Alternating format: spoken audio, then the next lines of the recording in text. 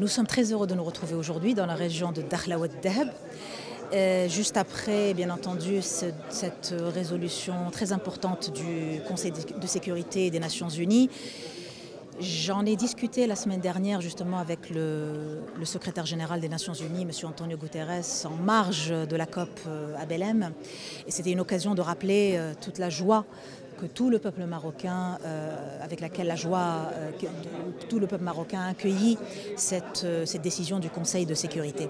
Donc aujourd'hui, il y a eu un appel, il y a eu la vision éclairée de Sa Majesté le roi Mohammed VI, que Dieu l'assiste et le glorifie, pour réfléchir et surtout, pas uniquement réfléchir, mais surtout mettre en œuvre un certain nombre d'une nouvelle génération de politiques publiques, une nouvelle génération de projets qui prennent en compte les spécificités territoriales. Et cette région, les trois provinces du Sud, les régions du Sud, mais spécialement la région de Dakhla Oued Dahab, vu les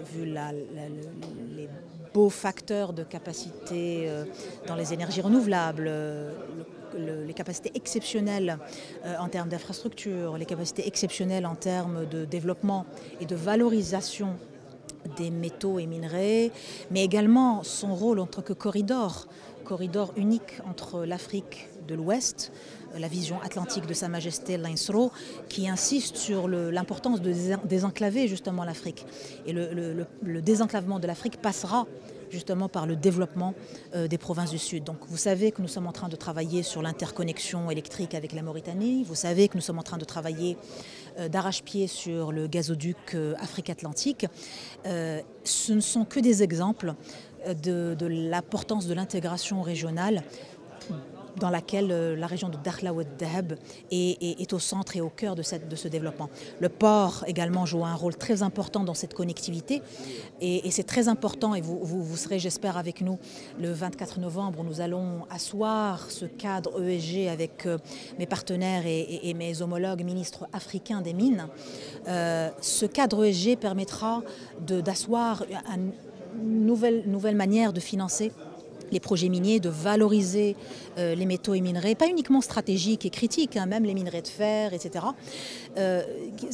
qui transitent par le Maroc, qui sont certifiés au Maroc, permettre de leur financement de manière beaucoup plus durable. Donc c'est un énorme travail qui a été fait avec nos homologues africains pour justement redonner à l'Afrique et à cette région qui est justement le carrefour entre l'Afrique et l'Europe, lui redonner son rôle millénaire de développement. Donc aujourd'hui, nous sommes très contents également de signer ces conventions, ce qui concerne la transition énergétique, mais également la transition numérique, pour justement asseoir et accélérer pas uniquement les investissements, mais aussi la création d'emplois, une nouvelle génération d'emplois smart.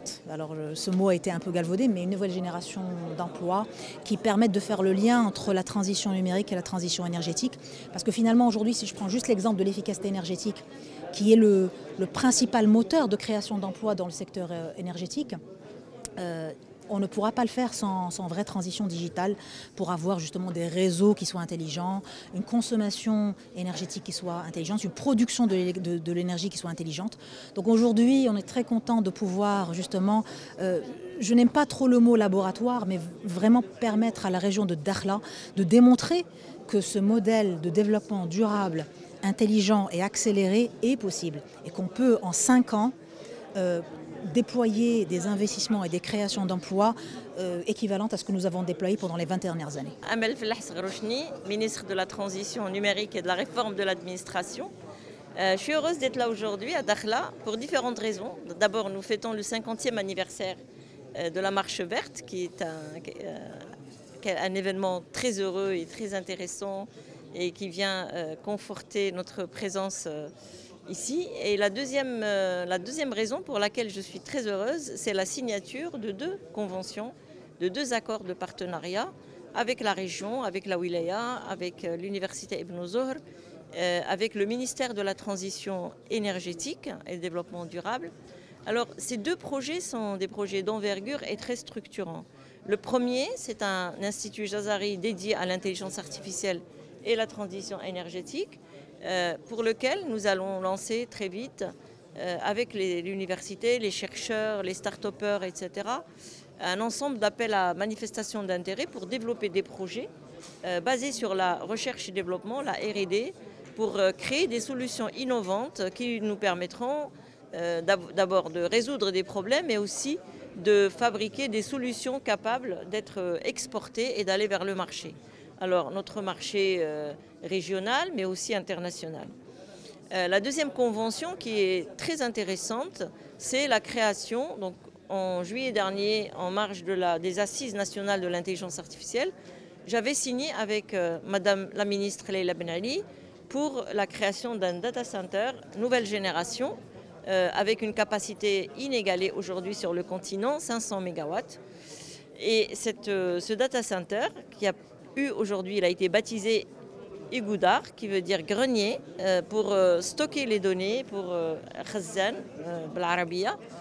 Le data center Igoudar est là pour d'abord créer de l'emploi, pour stocker des données, pour offrir une capacité de calcul, de la computation pour le Maroc, mais aussi pour tout le continent africain.